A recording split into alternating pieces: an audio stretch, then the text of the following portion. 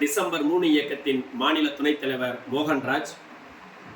இந்த நேரத்திலும் கூட சற்று முன் நமது தமிழக முதல்வர் மாண்புமிகு ஐயா மு.க. ஸ்டாலின் அவர்கள் மாற்றுத்திறனாளிகளுக்காக ஒரு மிகப்பெரிய அறிவிப்பை ஒன்று வெளியிட்டிருக்கிறார்.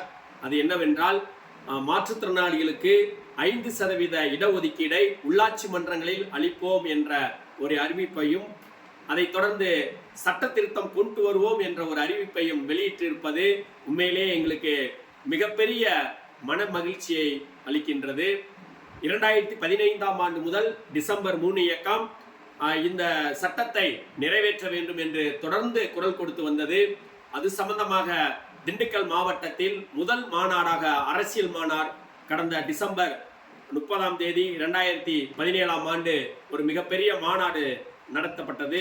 அதை தொடர்ச்சியாக 2018ஆம் ஆண்டு நவம்பர் மாதத்தில் சென்னையில் அனைத்து கட்சி தலைவர்களையும் ஒன்றிணைத்து இந்தியாவிலே முதலாக அரசியல் மாநாடு கண்ட அந்த டிசம்பர் 3 இயக்கம் இப்போது அந்த கோரிக்கைகளை நிறைவேற்றும் வண்ணமாக முதல்வர் அவர்கள் எங்களுக்கு அறிவிப்பை வெளியிட்டிருப்பது உண்மையிலே மகிழ்ச்சி அளிக்கிறது. இந்த நேரத்திலும் கூட திராவிட மாடல் அரசை நடத்தி கொண்டிருக்கும் நமது தமிழக முதல்வர் ஐயா மு.க. ஸ்டாலின் அவர்களுக்கும் துணை முதல்வர் அவர்களுக்கும் இந்த நேரத்தில் நன்றியை உரித்தாக்கி கொண்டிருக்கிறோம் நமது டிசம்பர் 3 இயக்கத்தின் சார்பாக.